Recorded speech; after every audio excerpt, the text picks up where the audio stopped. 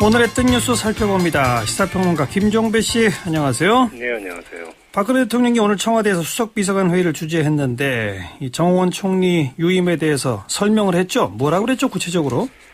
여러 가지 이야기를 했는데요. 좀 추려드리면 시대 요구에 부응하는 분을 찾기 위해서 노력을 했지만 결코 쉬운 일이 아니었다고 했고요. 예. 능력과 자질보다는 신상털기식, 여론재판식 비난이 반복이 돼서 고사하거나 가족 반대로 무산이 됐다. 이런 말을 했어요. 예. 그래서 이 총리 후보자가 연이어 사퇴를 하면서 국정공백과 국론 분열이 심화되고 혼란이 지속되는 것을 더 이상 방치할 수가 없어서 정 총리의 유임을 결정을 했다. 예. 이렇게 이제 설명을 했는데 이 설명 그 맥락을 쭉 보면은 문제는 이 청문회 내지 청문회 전후로 한 검증 과정에 문제가 있다라고 하는 문제의식을 아주 직접적으로 드러냈죠. 신상털기, 여론재판 이런 단어를 직접 사용을 했죠. 그렇습니다. 그러면서 또 청문회에 가기도 전에 개인적 비판과 가족 문제가 거론되는데 어느 누구도 감당하기 어려울 것 같다. 이런 이야기도 했고요. 예. 그러면서 이 검증 자체가 좀 문제가 있는 듯한 어떤 이런 문제의식을 그대로 표명을 한 거죠. 예. 근데 이게 좀 국민들의 어떤 정서나 판단하고는 상당히 좀 거리가 있는 것 같고요. 대통령이 지금 상황 파악을 좀 핵심을 좀 잘못 짚고 있는 것이 아닌가. 이런 비판을 좀 뭔가 나올 것 같습니다. 예. 그러면서 국회에다가 인사청문제도 개선도 구체적으로 요구했지 않습니까? 그렇습니다. 인사청문제도에 개선할 점이 없는지 짚어보고 여야가 머리를 맞대서 제도 개선 방안을 모색해줬으면 한다. 예. 이렇게 이야기를 했는데요. 좀 거슬러 올라가면 문창극 전 총리 후보자가 사퇴 선언을 한 직후에도 그때 한마디 했죠. 이때 뭐라고 이야기를 했냐면 앞으로는 부디 청문회에서 잘못 알려진 사안들에 대해서는 소명의 기회를 줘서 개인과 가족이 불명예와 고통 속에서 평생을 살아가지 않도록 했으면 한다. 예. 이렇게 이야기를 했는데 예. 잘못 알려진 사안들이라고 하는 표현을 쓴 거죠. 예. 그러니까 이 검증에서 뭔가 핀트가 잘못됐고 지금 아까 이제 말씀을 드렸던 여론재판 이런 어떤 인식이 24일의 어떤 발언에서도 그대로 담아 있는 거고 예. 또 오늘 수석비서관 회의를 주재하면서 했던 발언에도 그런 어떤 문제의식이 그대로 담겨 있다고 봐야 되는 것이죠. 그러니까 박근혜 대통령의 인식 속에서는 문창극 후보자는 문제는 없는데 네. 잘못 알려진 사안 때문에 여론재판을 받아서 어찌 보면 억울하게 낙마했다라는 인식을 갖고 있다 이렇게 봐도 되나요? 그렇게 종합 정리를 할 수가 있을 것 같은데요.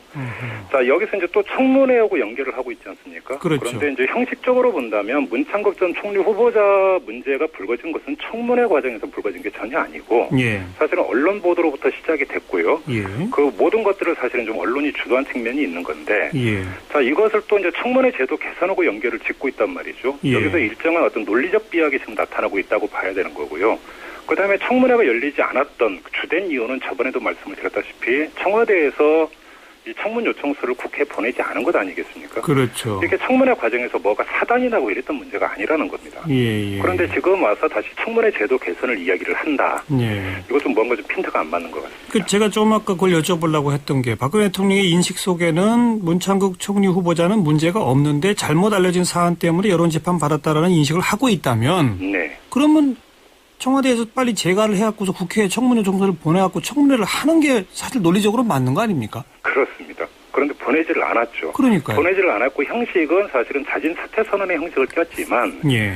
수많은 언론 보도에서는 그 자진 사퇴 선언 뒤에는 청와대의 설득이 있었다는 보도가 있지 않았습니까? 예. 만약에 이 보도가 사실이라고 한다면 문창극 전 총리 후보자의 낙마를 사실은 이끈 것은 청와대라고 봐야 되는 거거든요. 예. 그렇다면 문제의 본질은 청와대에 있는 것 아니겠습니까? 예. 아마 이제 또 논리적으로 이렇게 설명할 수 있겠네요. 그러니까 사실은 문제가 없고 잘못 알려진 것 때문이긴 한데 지금의 인사청문 제도에서는 인사청문회 해도 여론이 더 나빠질 것이기 때문에 네. 그러니까 안 보냈다. 이렇게 볼 수 있겠군요.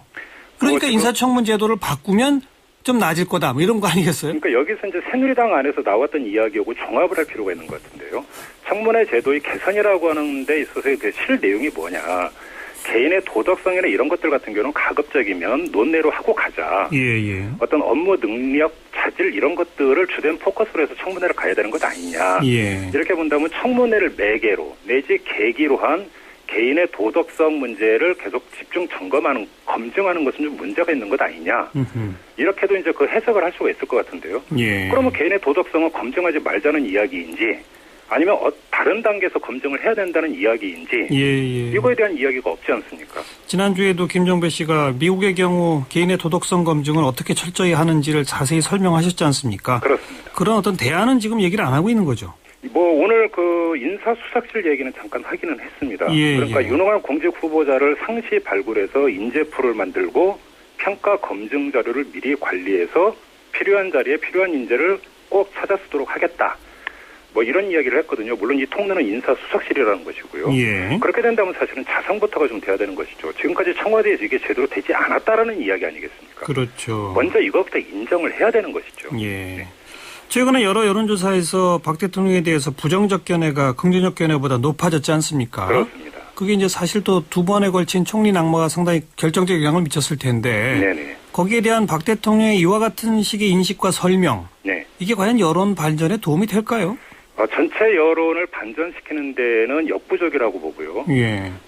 이 보수층, 이전에 박근혜 대통령을 지지했던 층의 결속, 예. 내지 이탈을 방지하기 위한 예. 어떤 이런 호소로 읽는 게 맞을 것 같습니다. 예. 그러니까 어떤 총리의 두 번에 잇따른 낙마라고 하는 것들을 무분별한 정치 공세, 내지 무분별한 여론 재판으로 인한 것으로 묘사를 함으로써 이것이 어떤 하나의 어떤 정쟁의 와중에서 불거진 희생양, 예. 내지 뭔가 잘못된 모습 이런 식으로 묘사를 함으로써 지지층을 다시 결속시키기 위한 네. 어떤 이런 목적에 깔려 있다고 봐야 될 것 같습니다. 우린 억울하다라고 인식하는 지지층 결속에는 혹시 도움될지 모르지만 등 돌린 민심은 더 등 돌리지 않을까요? 이게 좀 인사 문제는 다른 정책사항과 달리 국민들이 인사 문제에 대해서는 대단히 민감하지 않습니까? 감정적으로 반응하죠 또. 예, 여기에는 여러 가지 이유가 있을 것 같은데요. 하나만 꼽아서 말씀을 드리면 다른 정책사안이 논란이 됐을 때는 그 모든 책임을 대통령으로 돌리지는 않는다라는 겁니다. 국민들이. 맞아요. 예. 어떤 장관이라든지 실무 집행의 문제로 보는 경향이 있죠. 근데 인사는 대통령이죠. 그런데 문제는 인사는 아니라는 것이죠. 예. 여기 장관이 끼어들 여지가 없는 것이기 때문에 이거 온전히 100%의 대통령의 몫으로 보기 때문에 예. 지금 박근혜 대통령의 지지율이 지금 출렁이고 있는 이유도 바로 여기서 찾아야 되는 거거든요. 예. 저는 이런 국민 정서를 좀 청와대가 제대로 읽었으면 좋겠습니다. 여기까지 듣겠습니다. 고맙습니다. 고맙습니다. 시사평론가 김종배 씨였습니다.